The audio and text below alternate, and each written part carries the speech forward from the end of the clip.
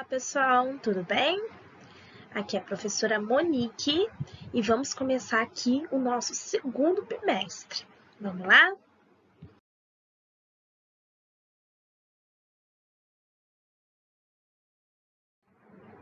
Então, vamos começar nesse segundo bimestre falando de texto, Nós vamos falar nessa aula sobre 3 gêneros textuais diferentes: a ata, o memorando e o artigo de divulgação científica. E vamos começar falando da ata. Mas, professora, o que é uma ata? Eu já ouvi falar, acho que eu já ouvi em algum lugar na igreja, lá na reunião da associação. O que é ata? Ata é um tipo de texto, ele tem um objetivo assim super simples. Ele está ali para quê? Para relatar todos os tópicos abordados em uma reunião, Convenção, assembleia, seja ela de qualquer tipo natureza, tá?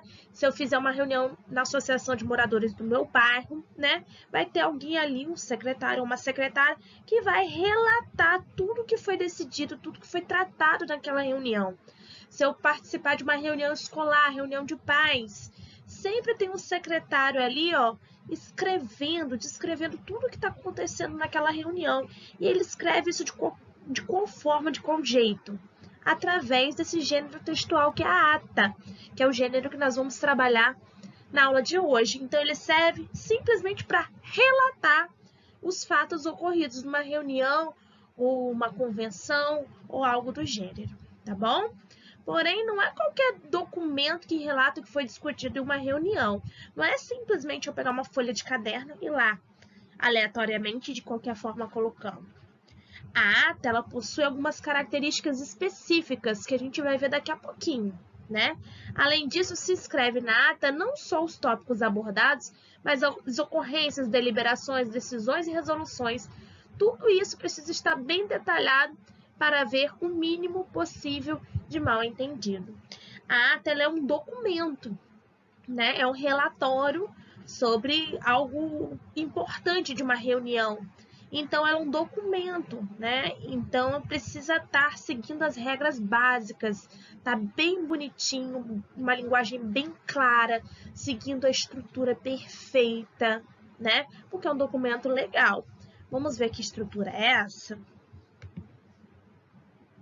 E antes da gente ver a estrutura, eu vou ler aqui o que eu coloquei nesse slide, que é justamente o que eu estava falando um momentinho atrás, Uma ata, normalmente, ela é um documento oficial.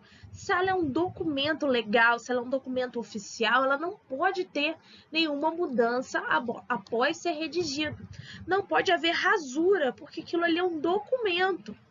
Por isso, não costuma se usar espaçamentos nem parágrafos nesse tipo de texto, Eu não posso deixar um espaço na minha ata que possa alguém depois botar uma palavra, que possa alguém depois fazer uma edição, porque é um documento oficial. Ele não pode ser alterado depois de pronto e assinado, As pessoas que assinam aquela ata, o presidente da sessão, ou a diretora da escola, não pode dar margem naquele documento, que é um documento oficial, para alguma alteração. Por isso não há espaçamento, por isso não há parágrafo. O texto ele começa no início do papel, ele vai até o final do papel, não há nenhum espaço, O livro, o caderno de atas, tem margem de ambos os lados, exatamente o que eu estou falando, não há espaçamento, você vai do início ao fim. E caso a ata seja digital, o arquivo tem que ser salvo em um tipo que não pode ser mais editado. Nós estamos na era digital, existe a questão da ata digital, mas tem que ser um arquivo que não dá para se editar de novo. Porque, como a gente falou aqui, é um documento oficial, depois de pronto. Quando ele está pronto, não pode ser alterado. E de que forma eu vou estruturar esse documento? Eu coloquei aqui um modelinho simples, só para vocês visualizarem e terem a noção. Ele vai ter um título, como qualquer outro texto. Ele vai estar datado com horário, com local. Ele é um documento oficial, ele precisa ser o mais específico possível, Essa data, essa hora é por extenso, não é número. Ele precisa estar ali com o registro de todos os participantes. tudo que foi discutido, né, durante essa reunião, durante essa convenção. Ele vai finalizar com a conclusão. Se houver alguma questão no momento que eu estava escrevendo, ou que a secretária estava escrevendo, que eu precise alterar esse tipo de gênero textual, você não pode fazer rasura, como eu falei antes. Então, você pode, ao final dele, botar algumas ressalvas, né? Se algo mudou, se na hora de escrever eu escrevi de uma forma que não era, escrevi um dia, enfim, eu posso fazer uma ressalva no final. E aí depois consta a assinatura, né?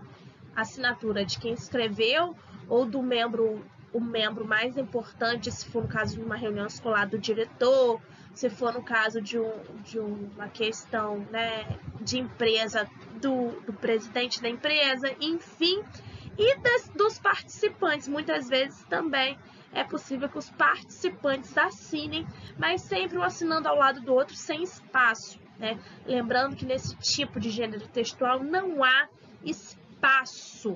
espaçamento entre uma linha e outra, entre um espaço e outra, entre uma assinatura e outra, é tudo juntinho. Observem aqui o modelo para vocês verem exatamente como é. Enfim, falamos da ata, né, que é um gênero textual que trata-se de um documento, de um gênero textual oficial para registro de informações, né, sobre alguma reunião, convenção, algo importante. Vimos a estrutura, como é que é feita.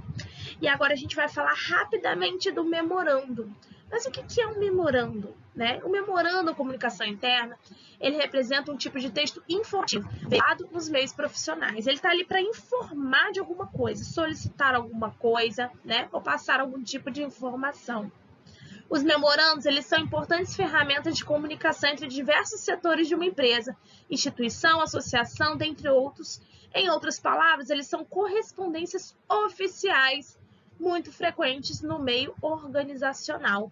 Eu tenho uma empresa que é grande, às vezes tem vários setores, eles precisam comunicar-se, né? Eles precisam trocar informações. E aí vem o memorando, que é uma troca de informações entre um setor e outro, né? Também eu posso enviar, eu não participando dessa empresa, eu posso solicitar algumas coisas dessa empresa, posso enviar o memorando, né? Então, ele é um texto, meramente um texto informativo.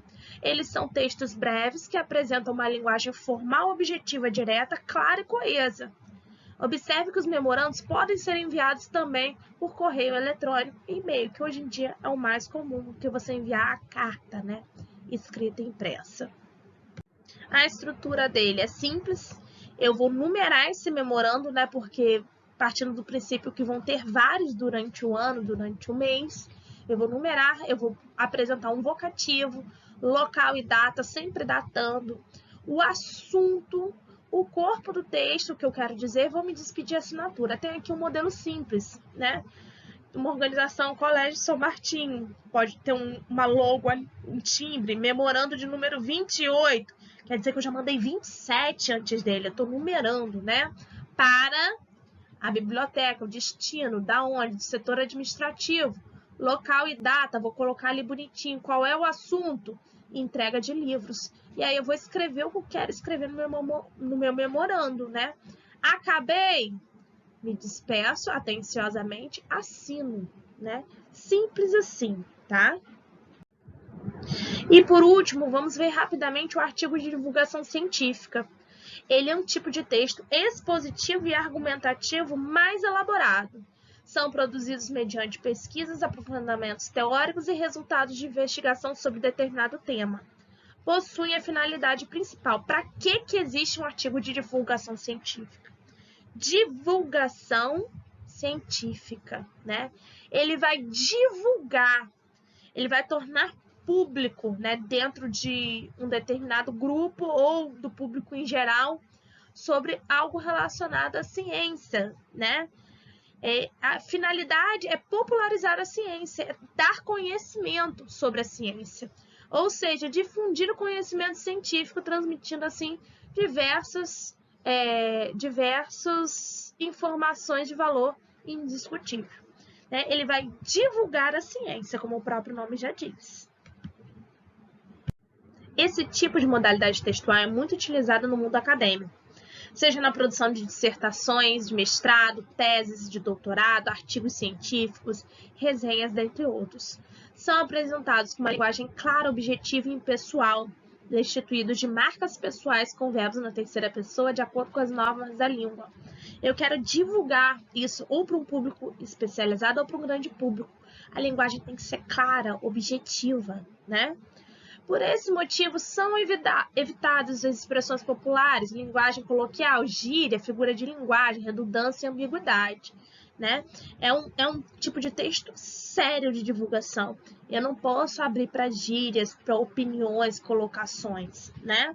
É notória a presença de termos técnicos da área, essenciais da linguagem científica e ainda verbos predominantes no presente do indicativo. Se eu estou divulgando uma descoberta científica ou uma pesquisa científica ou algo relacionado, podem haver aí alguns termos técnicos, né, relacionados ao tema desse artigo. Mas, em geral, ele é sempre estruturado de forma a dar ao público um entendimento do que ele está falando, com linguagem clara, linguagem objetiva, né?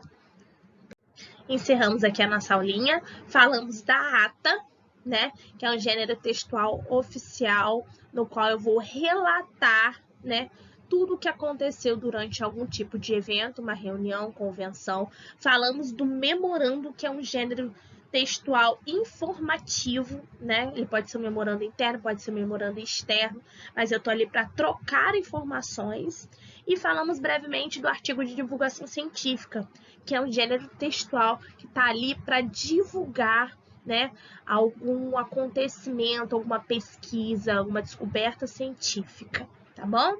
Espero que tenham gostado. Qualquer dúvida, a gente vai se falando pelo WhatsApp, tá? Até a próxima aula!